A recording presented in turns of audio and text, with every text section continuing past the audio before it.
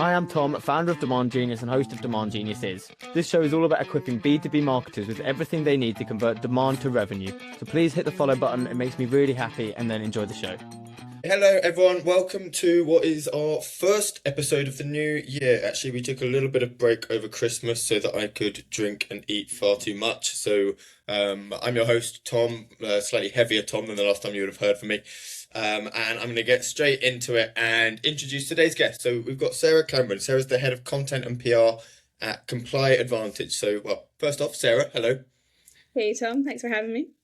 No worries. Thank you for joining us. I guess before I do a very bad job of introducing you and your background, you maybe want to give us, from your own mouth, a quick rundown of like who is Sarah and tell us a little bit about where you've been and where you are now. Sure. So yeah, like you said, I'm Sarah. I'm head of content and PR at ComplyAdvantage. So we are a company that specializes in financial crime compliance for banks, payments companies, and fintechs. We're all about empowering them to eliminate financial crime. So a great mission to be a part of. But yeah, essentially my job is to take that incredibly complex world of fin crime and compliance and turn it into compelling stories to help them fight and manage their risk. Interesting. I always find it interesting when I talk to content folks in like highly regulated industries and industries that aren't naturally, don't take this the wrong way, aren't naturally compelling and certain stories. Because I think it makes the content Not jobs. offended, don't worry. It's like when I talk to people in cybersecurity and things like that, I'm like, it's difficult to turn that into really engaging, compelling content. Yeah, for sure. I think it kind of ties into why I love Comply or why I love my job right now is because there's a real actual moral imperative behind what we do. You know, we're not just selling tech, we're selling solutions to problems. You know, our customers don't wake up one day and go, hey, I want to buy some AI. And they're wanting to buy or like find a solution that helps them stop a human trafficker use their platform. So there's a real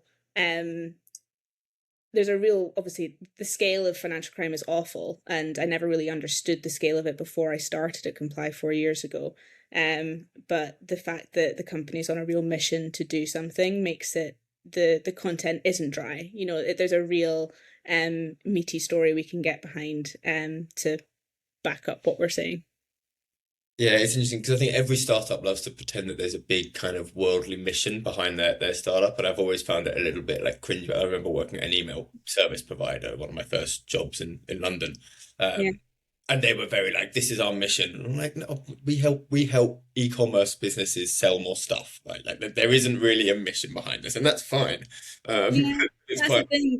There's dignity in that. Absolutely. I used to work for a marketing agency where I wrote copy for electricians, plumbers, and roofers. But I'll tell you something, writing about toilets every day did not give me joy. But here it does. I think we ran an event towards the end of last year, and we opened with a video with some kind of compelling stats about where we are today in financial crime. And some of the ones that stuck with me are like, you know, 50 million people are in modern day slavery, 1 in 3 are children. You know, the FBI had a report saying that the rise of sextortion of minors has risen 650%. So it's a terrible, like awful scale. But to be with Comply, I think we really do have a strong mission. You know, I love that my job is to you know, tell the story about how we're arming those companies with the tools to fight it. So it does differentiate itself from every other kind of tech company. It's hard. It's a hard job. It's not easy by any means, because sometimes you do just want to talk about how good your tech is, because it is good. But people, you know, at least till they're down the line a couple more touch points, then they'll listen to it. But up front, that's not really what they're interested in hearing straight away. Yeah, well, and there is something very interesting about us. Obviously, it's not nice, but it's a very interesting world to get immersed into and write about. Let's go back a little bit because we got straight into Comply. Like, talk me through just in your background a little bit. Where have you been before this? And I guess I'm always interested.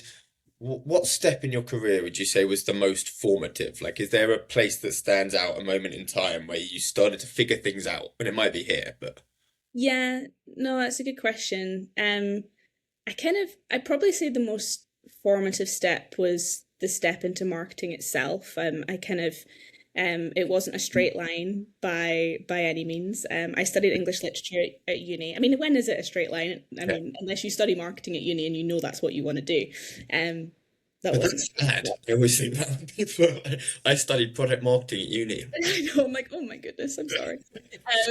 No, but for me, I didn't know what I wanted to do. I love to read, I love to write, and if I could write about what I was reading, I was on cloud nine. So I did English lit and then graduated, and everyone thought, great, you're going to be a teacher. And I was just like, I don't want to be a teacher. Like, I want some free time in my life. I don't want to be tired all the time. And so I did an MSc in publishing because I thought that was the only industry that book people could go into. And then it was on that course that we did a module in marketing, and I was hooked. It was everything from, it was creative, it was analytical, there was storytelling, problem solving, a bit of psychology in there. Yeah, so that's how I kind of made it into the marketing realm. I worked at a digital marketing agency straight after my master's, where, talking about the toilets and the plumbers and the roofers. So it was very bit of a deep dive into agency life. But the way we work at Comply very much is we are like an in-house agency, the marketing team, especially the content team. So it was really good experience for me there to set me up for here. So I'd probably say that circuitous route into marketing. Yeah, nice. And then tell us a little bit more then for people who don't know Comply. Like, what are the unique challenges of marketing at Comply so we're going to talk about a lot of stuff after this, that kind of context that we need to understand in order to understand the way that you approach marketing? Sure. So marketing at Comply, I would say it's a bit of a unique beast. So we're a SaaS provider in a space where sales cycles are incredibly long. We're talking massive financial institutions where the decision-making process is really rigorous. Then there's our audience, compliance leaders and risk officers. They're not your typical, like, always-on social crowd. They're, security conscious, highly private, often hard to reach through traditional channels. You can't just, algorithm your way to a chief risk officer. You've got to earn their trust through authority first. But, for me within content, going back to what we were talking about, that moral imperative earlier, that's probably my biggest challenge, is to, balancing the gravity of the topic. It's a deeply emotive subject. We've got to be respectful of the human cost while remaining professional, and kind of balancing human with being sensationalist. Yeah, it's interesting. I spoke to, and I'm blanking on the name now, it's going to come back through later in this podcast randomly, but some people who also kind of, their audience was CISOs, and they said it was a really tough space because you kind of want to match the gravity of the subject, but they said they had a lot of success actually by going the other way, and they kind of did some market research and realized their audience, there's this kind of distance or detachment that builds up when you're a CISO from the kind of things that you're talking about, and you develop almost this gallows humor. And they did this whole campaign around like the old swear word moment when you realize that there's been a cyber breach or something like that. And I guess it's probably a pretty similar kind of audience that you're talking to. So it's trying to balance keeping it human while still reflecting the gravity. Yeah, for sure. It's a tightrope that we walk, and sometimes it might change depending on the persona that we're talking to. We've kind of got three personas of people that are kind of more business and growth conscious, or risk conscious and compliance conscious, or cost focused. And depending on who we're talking to, you might have a different underlying personality there. So you can test, and it depends who we're talking to. So we can be a bit flexible sometimes. Yeah, and what channels have you? You said that it's a hard to reach audience that isn't often on social. What channels have you found are very effective? I think actually email and phone are actually work really well for us. But earned media as well. I think PR. I think we've talked a lot about content, but not as much about PR. That's one of the reasons why it sits with me, because PR is very much moved into being more of a performance channel. And, people are using AI search to research a lot more, and making sure that our content is showing up on those channels has been a big driver for us this past year and will continue to be this year. So I'd say earned media and AI search is working really well for us as well. Yeah, well, and that was one of the things that I wanted to talk about. I know you've brought those two things kind of together, which I think makes a lot of sense when you're considering AI search a priority. I think increasingly they do go hand in hand. What's the best way to say this? I guess my question would be like, well, let's start from the top on that one then. So like AI search and AEO, GEO, whatever we want to call it, like how does that factor into your priorities? Like, is it overtaken SEO? Do you expect it to? Like, how important is it as a channel? It's a good question. I think it's definitely not. I wouldn't want to say it overtakes SEO, because I think with SEO, that's your foundation for really good content that's going to rank well on AI search engines, because it's valuable content at the end of the day. It's good quality content at the end of the day is what's going to rank, wherever people are searching. AO definitely has taken up a lot more of our brain space, in that we've had to think a little bit more differently about how we're repackaging and repurposing our content. Video content for a while was shown to be like really influential, so we already like slice and dice a lot of our webinar content, but we were making sure to turn them into shorts, putting them on YouTube, as well as like LinkedIn shorts when they did that for a while. I don't know, I feel like every other day they change what they offer. It's a nightmare to keep up with. Yeah. It's impossible to keep up. We've done a lot of, citations, talked about earned media earlier, but actually like quotes, so embedding a lot of quotes from our different events and things. So it definitely has taken up a lot of brain space, and it will continue to this year. I think the goalposts really will change a lot, but I think they should, because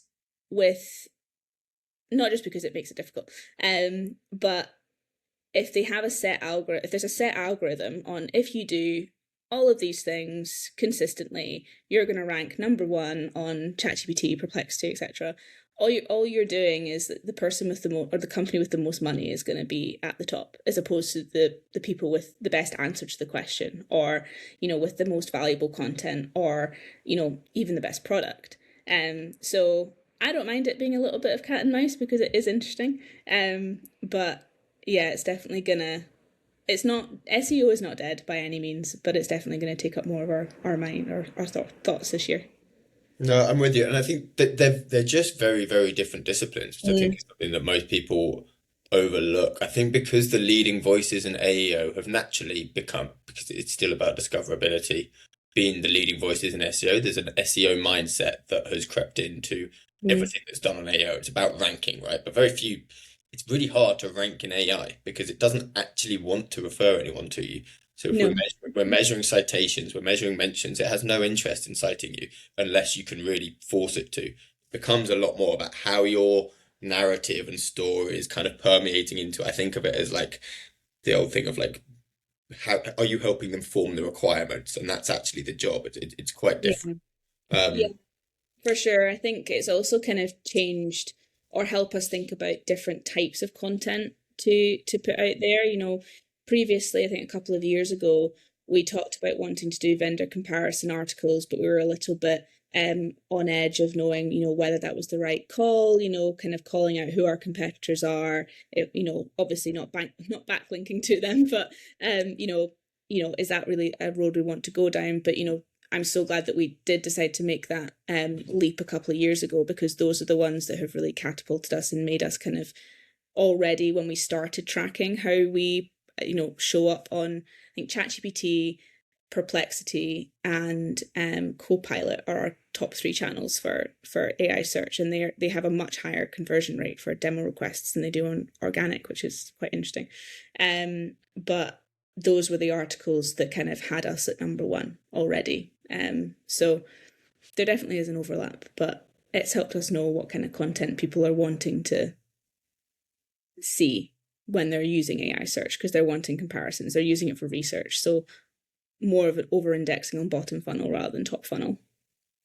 Yeah, okay. Well, and I mean that's where you will get the citations anyway. So and I'm always interested, like, what are you measuring? Like, how are you defining success with an AI search? And presumably there was a process of kind of trying to somehow retrofit like all of the different prompts that we want to be kind of quote unquote ranking for. And how did you go about finding those? Because I know that's a challenge for a lot of marketers. Yeah, it definitely is. I think last year was very much of a kind of test and learn year for us. So the prompts that we tracked were a mixture of ones that we already knew that we performed well on for SEO, and a mixture of ones that we thought we would perform well on for AI search, and then ones that we wanted to be ranking for. So over the last year or so, we've been, for example, we've deployed a lot more agentic capabilities. So agentic has been quite a big keyword for us in making sure that we're synonymous with that in the market. So that kind of helped us create a list of our first kind of set of prompts. And then when we're tracking it, we're looking, I look at the kind of demo request kind of endpoint to see that conversion of, like, how many demo requests did we get in the past quarter? How many came from organic versus AI search? Because apart from a relatively small investment, to be fair, on like our AI search tracking tool, we use Otterly AI, who've been brilliant. They're a startup. I think they started a couple of years ago, but they've been great in kind of listening to our feedback and providing features that we're looking for. That's what we're looking at, and that's where we've noticed that the conversion rate from people coming from AI search and then going on our website and clicking a demo is far greater than people obviously using organic, because they're finding us they're not as high intent when they're on Google versus on ChatGPT, for example. Yeah, well, I mean that's one of it kind of can't, you don't just get a link, you get a recommendation, right? So AI kind of functions as a trusted advisor. And I think that Yeah. it feeds into how you need to treat it. I'm always saying you shouldn't really look at AI as a channel. You should look at it as an actual, like, a market participant that you need to educate, enable on who you are, who you're for, when, how to recommend you. And then you can slowly over time increase the strength of that recommendation. And that's one of the things we're trying to do a lot of work on here at Demand Genius, is measuring that, like, next level below. Not just are we getting a link, but is it a link with a recommendation? How is our Yeah. feeding into the requirements and the way that the LLM talks about the market and things like that. But it's such an interesting space to be working in, because it's just this whole new thing to get your head around. Yeah, for sure. And people have a lot of questions about it. Like, even, our exec team and the board have tons of questions about how we're showing up on AI search and what are we doing about it. So it's definitely kept me on my toes the last few months to make sure to give good updates on, these are the prompts, this is how we're doing for each of these prompts, this is where we're, Otterly gives us a ranking in terms of like how many citations, with the link, and then also kind of where we sit on a grid versus any competitors that are also ranking for those terms. So it's kept me on my toes for sure. Yeah, well, and I think that's quite an interesting thing to talk about a little bit, of like, how do you stay up to date, and then also how do you keep the organization up to date? So let's take the first one first, because I speak to, like, events or little meetups in London. I speak to marketers all the time who are like, I have a day job. I'm also meant to be the authority on AI in marketing, how we can use it as a kind of source and as an efficiency driver. And it is, like, overwhelming to stay on top of all of that. Are there, like, techniques or habits or particular sources that you have found particularly good for keeping you up to date? Honestly, I feel like LinkedIn keeps me up to date whether I want it to or not. Yeah, it definitely is a really hard thing to juggle. Because, as you said, like, being an authority, it's not just on AI and marketing, it's on what our industry is doing. We report quite regularly on changing regulations and, sanctions updates, etc. And so I need to be somewhat abreast of all of that, to make sure that our content is valuable. But then I also need to be abreast on, all the new marketing things. I think LinkedIn is a good one for me. I try and, like, fit in a lot of webinars throughout the month, maybe one a month that is focused on marketing. And honestly, I mean, I don't know, maybe their ads are working well, they're targeting me well, because I feel like I'm not even really having to research them. They're just in my inbox or they're on LinkedIn. So I try and diversify it, make sure that, I'm not listening to the same voices all the time, because I think that's where you can get a bit of group mindset and not actually try things that are that innovative. You're just kind of doing what everyone else is doing, which might not work for your company. But yeah, I mean, I'll always take a recommendation as well. So maybe you can share how you stay abreast of it, because I don't know if I'm always doing it very well. I mean, we spend an awful lot of time doing like original research, which is the really fun part, and that's one of the things we try to put at the core of everything we do, because I think there's a huge opportunity, and there's a lot of I think there's a lot of myths out there as to how LLMs actually work and how you can sustainably rank within them. Mhm. But so I end up spending huge amounts of time down a rabbit hole. The other thing, I mean, I just find talk to ChatGPT about it. There's no one better to tell you how to get seen in ChatGPT than ChatGPT, Yeah. and it will break down. You can ask it after it gives you an answer, like, how did you arrive at that? Where did you look? Things like that. And it's a really good way to kind of work back and get a sense of how you might be able to influence that. So I'd encourage people, as well as looking to other people for advice and guidance. Like, I think it's very important to carve out time to play. And if you play with these things, then you get to understand them a lot better. Yeah, no, that's a great idea. And the other question I had off the back of what you're saying is like keeping the organization up to date, because I guess that is something that's also going to fall on you. And again, it's one of the quirks of this is the early adopters for AI just so happen to be our investors and our CEOs and people like that, right? So it's often like trying to manage their perspective of how important it is, how to do it. That's something that they're very interested in. How do you go about managing that, setting the right expectations and teaching them of like the reality and the practicalities of what you're doing on the ground? I guess maybe another way to put it is just how you go about reporting on success, right? Like what metrics do you pass upwards, and, Hmm. and what context do you try and put around those to explain it and explain what you're doing and how you're influencing those metrics? Yeah, okay. I think, yeah, when it comes to like, senior execs and kind of reporting, there is a line to tone. Sometimes there's the stuff that we want to talk about within marketing and it's different to the stuff that they care about. So packaging it in a way that links it back to our business goals, for the year is the way to get their attention.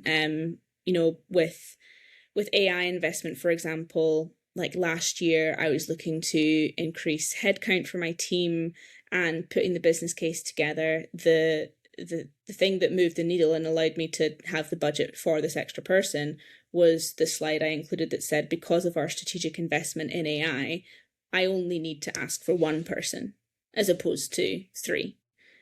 So that was very tangible for them. That was a real kind of business impact. Whereas I could have gone and said like, oh, okay, this is what we're doing with AI search. This is how we're using AI in webinars. This is how we're using AI in case studies or report generation, etc.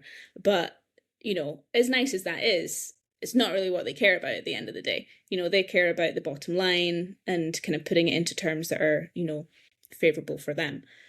So that's still a learning curve. I think it's a really nice reframing of the kind of AI efficiency gains, though.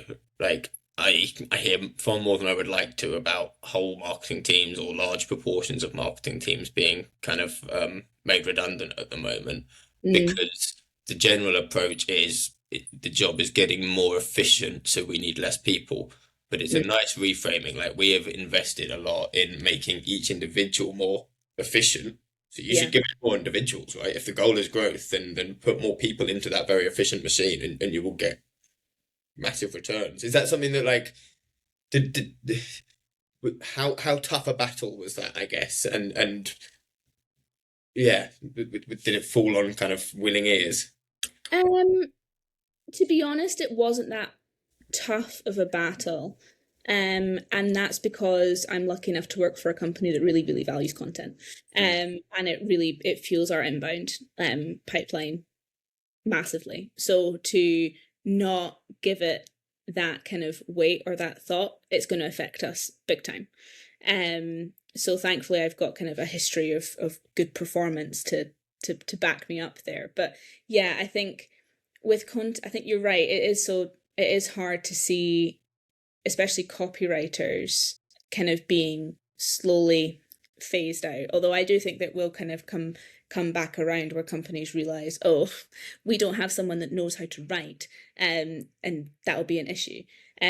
One thing I did make a conscious decision to change within my team. Previously, we had copywriters. That was like their job role: junior copywriter, senior copywriter, midweight copywriter. I have changed that to content executive, purely because while they do a lot of writing still, mainly in editing, refining text, I think it sets them up for success in the future on their CV, because at the end of the day, they are doing more than writing. Copywriters always are. They're doing research, they're editing this. It's more than what it says in the tin. I think content executive is a bit more broad, highlights a few more skills. So that was also kind of part of the deal. I framed it in a way that I'm just not looking for a writer. I'm looking for someone to come in and really help us with our workflows and, optimize how we're using AI, like automation for various tasks, so that they can actually focus more on creativity. So I think that framing helped me get sign off. Yeah, it's a marketing role, not just a writing role. Yeah. And I do think one trend I'm seeing pretty clearly, we just when we kind of think of our capacity planning and stuff like that, we just hire marketers, right? There are specialisms within that, but I think everyone has to be a generalist, whether you're on the technical or the marketing side of our business. I know one thing that stood out to me when we did our kind of prep call before this, just that I wanted to pick up on, and you mentioned that at ComplyAdvantage, you consider yourself to be an AI first company, which is something I always think is interesting, because I think I hear that a lot and it means very different things to very different people. But it's also something I hear more from younger companies who are starting out now. I guess you've obviously, ComplyAdvantage is a little bit more established. Like, what does being an AI first company mean to you, and how does it change the approach that you take to content and to your role? Yeah, you're right. I feel like every SaaS company is now AI first. But I think for us, it's not a buzzword. It's a necessity for efficiency. So I said earlier that our customers don't necessarily care first off about our fancy engine. Maybe they do down the line, but they care about the AI can process millions of data points and find that one needle in a haystack that a human analyst would miss. So for us, AI first means technology is architected to solve the problem, like from day zero, rather than just bolting it onto a system. What that means for marketing, it maybe is a bit more nuanced. So I kind of think of it in three pillars, and it all kind of comes under my banner of working smarter this year. So first is like how we're using AI to make our marketing efforts more efficient, which we can come back to later if you want. And then secondly would be like adapting our strategy to how our customers are using AI. So that's the whole GEO side that we talked about earlier. And then thirdly, kind of using AI to completely get rid of one and done content, because I think repurposing and repackaging is, every content marketer's goal for this year. I don't think I've seen anyone else that's not talking about it. It's all over everywhere. So, taking one hero piece of content and turning it into 20, 30, 40, bits of derivative content, whether that's podcasts or training material, blogs, webinars, the whole shebang. But that's roughly kind of what it means for us. It's not just using AI for the sake of AI. Going back to what I was saying about bolted on systems, I think, it's really easy to get swayed by the nice, bright, shiny new thing that's going to solve a relatively small problem. It might not seem small, but in the giant ecosystem of the company or marketing, it might be. And then you can very easily have 5 or 6 really good AI tools to solve 5 or 6 really small problems, but it's not really efficient. It's not lean. You've got your marketers in your team manage software more than they actually think about creative solutions that only marketers can do. So that's one thing we're doing this year is really refining our marketing tech stack to make sure that there's room for efficiency. And if it does mean that we need to kind of spend more, you know, when it comes to getting sign off, that's the side I would focus on and be like, look, we don't want to end up in a kind of AI tool sprawl that actually goes against what our product that we're selling is all about. So, you know, we're kind of mimicking that within our own team. I think I like it to, like, I guess I could sum that up with you work from the problem rather than from the tool. I think a lot of people chase shiny objects, as you say, and it's like, look, we've got this thing now and we can do this thing that we don't need to do. You're like working from what's the impactful problem to solve, what's the bottleneck, or what's the big new channel or big new content format or whatever it is that we want to be able to achieve, and can we use AI to allow us to do something impactful that we couldn't do before? Yeah, and I think it's really easy to get in the mindset of like if you're busy, if you are in a position where, you know, I don't think I've ever met someone who's part of a marketing team that they would say is overstaffed. You know, I think it's more on the other side of things, and so everyone's stretched. You're time poor. So to see one tool that could help you alleviate one thing, it's really attractive to be like, yeah, let's do it. Let's just do it. But it's having that strategic mindset of seeing not just where one bottleneck is, but where multiple are, and then identifying the biggest bottleneck. And, you know, they might all be different and you might need multiple tools for it. But, you know, to be strategic and lean, identifying the biggest bottleneck and which tool can maybe help with that and maybe one or two others. And then, you know, it's a lot of brain space. It does force you to kind of zoom out a lot more, especially if you're like me and you do have to zoom in a little bit sometimes on execution. But it's time worth setting aside, I would say. Yeah, and then you mentioned that, like, you use it for a lot of efficiency. And, like, I guess, what are some of the specific use cases that you found it's really helped, and like, what are the most impactful things that you found that it's allowed you to do? I would say one of the things so far, so we use monday.com for all of our project management, and we have a lot of automations in there. So if we're running a campaign, everything, like if we identify which type of campaign it is, it's already auto-populated on everything that needs to be done, and everyone's automatically tagged. When something is done, it automatically goes to the next person. So it just reduces a lot of back and forth that's quite needless sometimes, and sometimes we use, you know, using Slack, things can get missed, and using email, things can get missed. So that's really helped us a lot. I mean, that's a relatively small thing, but that's helped. I think one thing we're working on right now that I think will be really impactful is creating, we use Gemini because we're a Google company, well, primarily. So we are building a commercial gem for the company to use. We have a tech stack gem already that our chief technology officer created, which kind of, you know, you can go to it and you can ask any question about our product and you'll get a really kind of like solid answer. We're creating a commercial one which is trained on you know, all of our, not just our tone of voice and style guidelines and everything, but also on all of our product overviews, of our personas, of our positioning, of, you know, why we built what we built, and, you know, our brand differentiators. And it will be, I think, massive for the whole team. But we're going to create sub gems for the marketing team as well, so that if we have, say, a really big report, we can then kind of say, okay, we're dividing this up into X amount of blog posts, X amount of webinar outlines, X amount of social posts, and then we'll get everything in a oneer that we can then just review and it can go out. So something that would normally take weeks will hopefully just take us a couple of days. But then obviously that's why I've got good writers that understand what good writing is, so they can go in and edit, because it won't always produce like the highest quality that a human wants to read, because humans want to read stuff from other humans at the end of the day. But I think our gem, because it's trained on our tone of voice, it's already kind of got us 80% of the way there. Yeah, I like that. I'm kind of implementing a new rule for myself this year, which is if I get an email that I can see is written by AI, I'm not going to reply.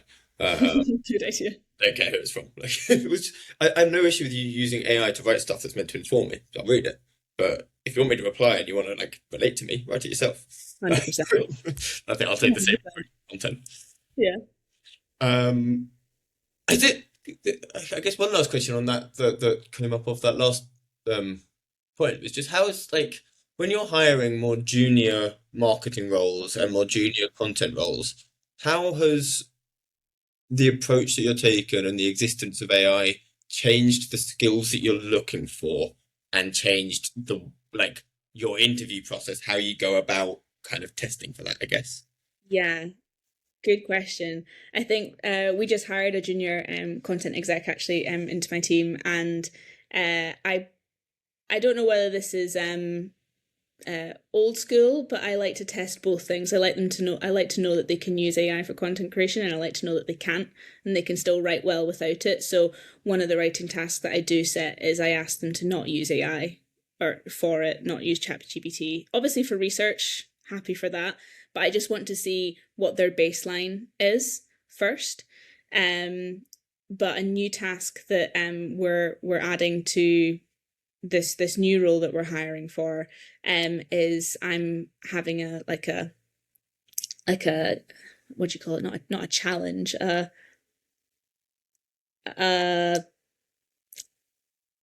task, that's the word, a task for them to kind of show us live how they would kind of build an AI kind of workflow for them to work from. So if they were given a blog prompt, what would they do? How can they build a gem? Do they know how to do that? What would their inputs be? If they can't build it, that's fine, but kind of understanding what they need in order to have good efficiency, it would be kind of top of mind for me right now. It's an interesting one, I think, especially for junior roles. What's your take on the idea of I know it's something that gets a bit of conversation at the moment, the idea of a content engineer. Do you think that's a good concept? Frankly, yeah. Like, I think it depends on the company. For us, absolutely. So the role we're hiring for right now is kind of that content engineering that I'm going to be looking for experience in. Because for us, we need it. We're a scale up with really aggressive goals. For us to meet those goals, especially for inbound, we're going to have to create a lot of content and be savvy about the way we put it out and where we put it. But without the right workflows in place, we're not going to be able to meet those goals. So I think, I know, you see a lot, I think, of debate on LinkedIn around how AI is used, and some people completely hate it and some people are all for it. And I think it's context dependent. I think at the end of the day, if you're using, AI and your content engineering as an extension to your brain, not to replace it, why would it be a bad thing? Completely agree. Right, I'm conscious we're getting towards the end of our time, so what I always like to do at the end, Sarah, is a couple of quick fires. So I'm going to skip one because I think we've covered a lot on AI use cases we like, Mhm. and go straight to I guess a little bit more for you personally. Like, is there a skill or a trait that you have that you think has been particularly like a real needle mover for you in your career? Um, Good question. Probably honestly the past year has been the biggest needle mover for me as I've moved from being an individual contributor into leadership. So it's been a massive learning curve for sure. I think as an individual contributor, you're judged on your craft, your writing, your creative ideas, your ability to get X done in Y time frame. But in leadership, my output is my team success. So I've really had to up level on like stakeholder management and brutal time prioritization, which has been humbling. It's still something that I'm working on every day, but letting go of the doing and focusing on enabling as a skill, I think I'll just keep refining every day. What's the biggest thing you needed to learn that you didn't expect? To not let perfect get in the way of good. I'm a perfectionist, so that is a hard lesson to learn. And I think when you're in junior roles or you're kind of at that midweight level and you do take a step up, until then you're judged on quality kind of all the time. Is this good enough? And getting feedback from managers and wanting to get as little feedback as possible, because red pen for a writer is never fun.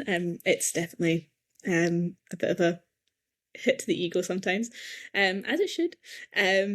But yeah, I think not letting perfect get in the way of good is something that I didn't expect to learn, because I kind of thought the more senior you get, the more perfect you have to be, or the better you are at your job. And that's true to an extent, but actually what it looks like is being able to recognize great traits and skills in other people, and enabling them to use them well, and inspiring them to actually work towards something bigger than themselves and you. So yeah, still humbling. Yeah, I think it's an interesting point actually, because I think early life teaches you that perfectionism is something to be encouraged, right? At school, it's the highest grades you can get. Everything is taught to like do your best work, and I think then as you grow up, you need to it's learning what good enough looks like, and sometimes that is perfectionist, which so maybe it's right that we kind of teach people to have that pride, but it's also learning when it just needs to be an 8 out of 10 and get done. Yeah, I think I never thought that velocity would be more valuable than perfection. So now, there's so many projects in flight right now. I'm just focused on get a V1 on the table. You can iterate later, and that's fine. Whereas before I'd be like, no, version 10 is on the table and we're not touching it again. So a learning curve through and through. Yeah, velocity over perfection. That's a great line. That's there's the soundbite for the episode. But I'm really bad at quick fires, by the way. I always get distracted. Okay. But the next one is so if this is a bit of a fun one. If I were to give you, or if your CEO was to give you kind of carte blanche for one campaign or one project, and the way I think about this is like the the project that he or she would never be stupid enough to actually sign off, what would you do? I would, let me think. I'd want to invest even more in like high production video content. I absolutely love working on video content. We do case studies with our clients, and I love working on them. We do really cool settings, do it in a studio. We filmed one in a cinema. But beyond that, I'd want to kind of do more cinematic storytelling, like do something around like the human impact of financial crime. I kind of want Comply to feel like a media house that sells software, just happens to sell software. I would love to do something like that, like a feature length film. That's super. I'm picturing like a Netflix documentary style. Yeah. I think that would be so fun. I think it would be brilliant brand awareness, frankly. Whether it would get approved or not, I don't know, but I love that idea. That, or if I'm allowed to choose another one, maybe original research. We do this already.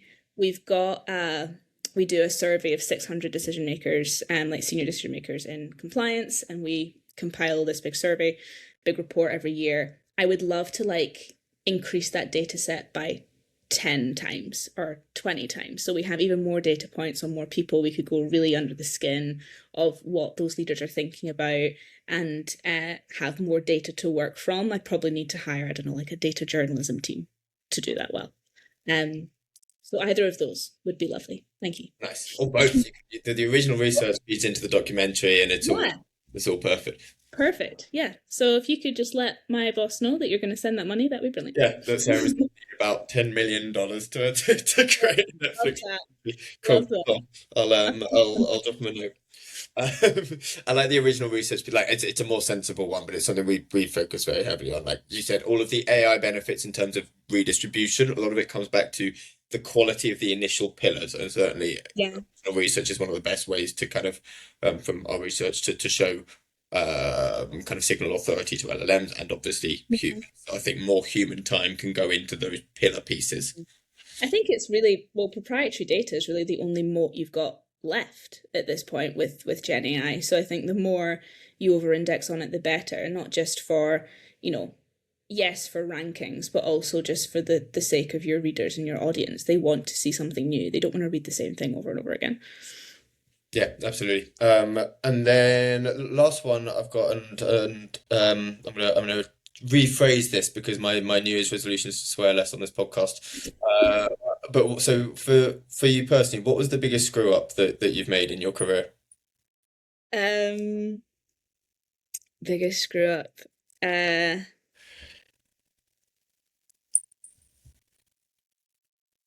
Oh, it's hard to think. I think honestly, it just goes back to that not letting perfect get in the way of good. Because the amount of times that I maybe stalled, and just didn't get things like, well, I not missing deadlines because I don't think my type A personality would ever let me do that. But I don't know how. Oh, I don't know. That makes it sound like I've never made a mistake, which is absolutely not true. Agreeing to join this podcast. No, not at all. I'm trying to think. I think maybe, I mean, maybe this is a little bit more existential, but taking things too personally. I think at the end of the day, as a writer or as a creative person, anything that you create, you pour your heart into, and that's what makes you a creative person. And so a bit of you is in everything that you do. Even if it's just a blog, if it's a video, whatever, there's a bit of you in it. And so as soon as critique comes, or not even critique, just feedback, it can feel like a personal attack, and that's not true. You're all working towards the same common goal. The more views you can have on your work, the better, because it makes it better. That's amazing. And so kind of welcoming that feedback is definitely something that I do now that I previously did not do, and I hated it. I hated having to hand something in and think, oh no, it's going to get ripped apart, and this is a reflection on how awful I am, which is not true. So I don't know if that's really a screw up, but it's definitely backwards thinking. So kind of moving away from that was definitely a positive for me. So thankfully I don't think like that as much anymore. No, I think it's common that anything creative, there's a little bit of you in it, right? I mean, try starting a business. It's a creative thing that you get incredibly attached to, and you go and you get rejection a lot. So, I mean, yeah, investors, some of them will take joy in telling you that it's a bad idea and you're going to fail, and you have to kind of get over that.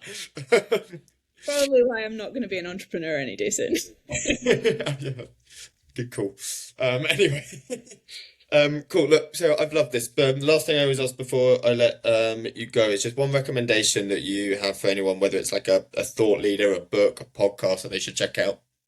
I think I would recommend, and this came from a recommendation from an old manager of mine, is the Masterclass website. And ironically, as much as I love reading, I really don't like reading business books. I don't like reading marketing books. I find them so dry. I find them so boring. When I read, I want to be transported away into a fictional land, and that's where I'm happy. Love that it works for other people. For me, if I'm learning, I want to learn from people, from mentors, and I think Masterclass was quite a nice extension to like my own personal mentor circle. Two courses that really stood out for me. Bob Iger's Business Strategy and Leadership. I'm a big Disney fan. So kind of hearing how he navigated the company through like multiple transitions and objective failure at different points was really interesting, and a masterclass in and of itself. And also Hillary Clinton's on the power of resilience. It was actually really moving to hear that one. So yeah, just about how people show up in a room, and that kind of influence they have is something that I'm trying to do in my career. So I found that really helpful from both a business perspective and more on a soft skills side of things. So 10 out of 10 would recommend. And I think Kim Kardashian has a course on there as well. So So I might try I don't know what it's about, but I'll try Hillary Clinton before Kim Kardashian. I think yeah. I'm working my way Okay. through one at the moment on Matthew. I think it's Matthew Walker or something like that. On sleep. Okay. And how to get Okay. better sleep. So once I finish that, maybe the Hillary Clinton one sounds interesting. Anyway, look, perfect. Thank you very much, Sarah. I've really enjoyed the chat. Hope everyone who's listening at home has as well. And yeah, thank you for making it to the end of the episode. If you're one of those people, Thank you for having me. all good.